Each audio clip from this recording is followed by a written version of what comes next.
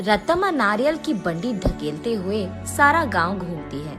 कोई भी उसके पास नारियल नहीं खरीद रहा।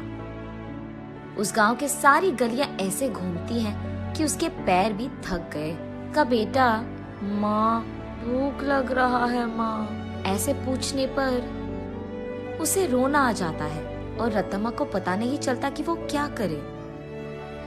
तब वो एक जगह उसकी बंडी रोककर एक नारियल काटकर, आज के लिए खाकर अपना पेट भर लो बेटा, कल अच्छा खाना खिलाऊंगी, ऐसे कहकर अपने बेटे को देखते हुए अपने जीवन को कोसती है। मगर वो दोष किसको मानेगी?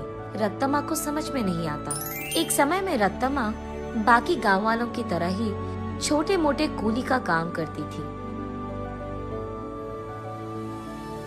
लेकिन उसे लगता है कि उसे उसका मेहनत का फल नहीं मिल रहा। इसी दुख में वो दिन गुजारती थी। कुछ ही दिन पहले रत्तम्मा का पति पी पी कर मर गया।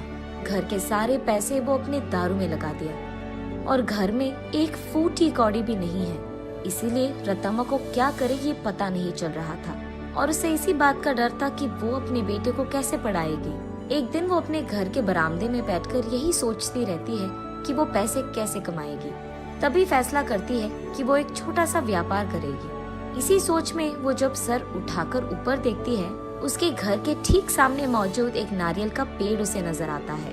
तब वो फैसला करती है कि वो नारियल बेचेगी। उसके फैसले के अनुसार ही वो अगले दिन उस गांव के जंक्शन के बीच में नारियल का एक छोटा सा बंडी लगाती है। लेकिन तब तक उसी जंक्शन पे दो और ऐसे व्यापारी थे जो नारियल बेच रहे थे। उन दोनों के वजह से रत्तम्मा का व्यापार ठीक से नहीं चलता है। इसी कारण 2-3 दिनों से रत्तम्मा की बंडी से सिर्फ 2 या 3 नारियल ही बिके थे। बाकी सारे वैसे के वैसे ही रह गए। ये देख निराश होकर रत्तम्मा ये फैसला करती है कि अगर वो गांव के सारी गलियां घूमकर बेचने की कोशिश करेगी तो कम से कम कुछ तो बिक जाएंगे।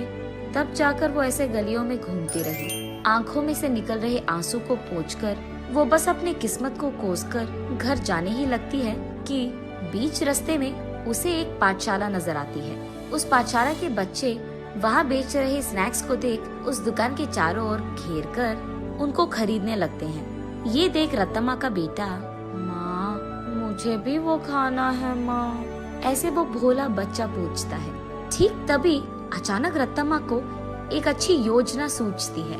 तब वो उसके बेटे से ऐसे कहती है, हमारे पास उसको खरीदने के पैसे नहीं है बेटा, लेकिन घर जाते ही मैं तुम्हारे लिए एक बहुत अच्छी मिठाई बनाऊंगी, ठीक है?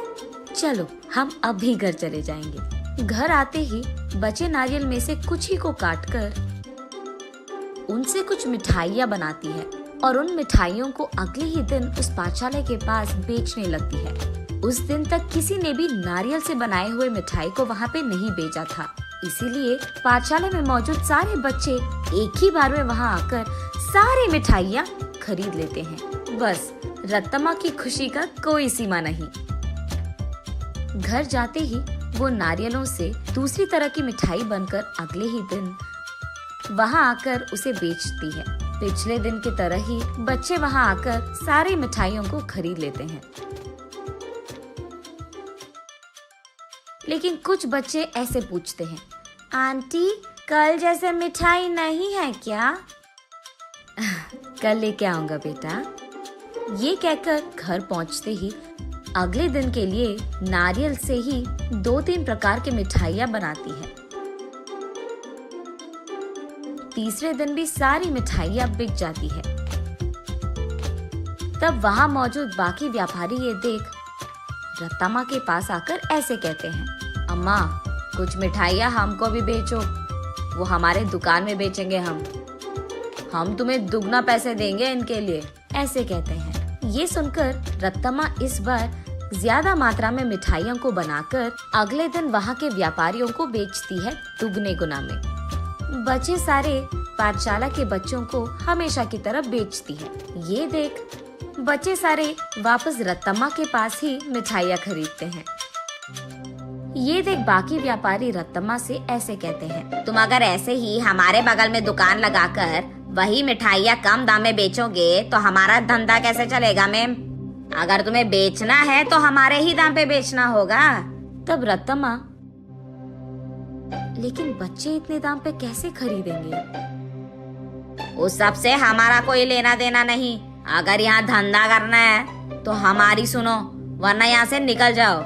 ऐसे कहते हैं। ये सुनकर रत्तम्मा उसके घर पहुंचकर बहुत सोचने लग जाती है। अगले दिन वो उस पाठशाला के पास एक बड़ा सा मिठाई का दुकान ही खोल देती है।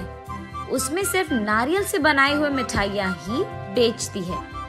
अब रत्तम्मा को किसी से कोई लड़ाई करने की जरूरत नहीं पड़ेगी। दूसरी तरफ रत्तम्मा की तरह नारियल से मिठाई बनाकर बेचने वाला उस गांव में और कोई नहीं था।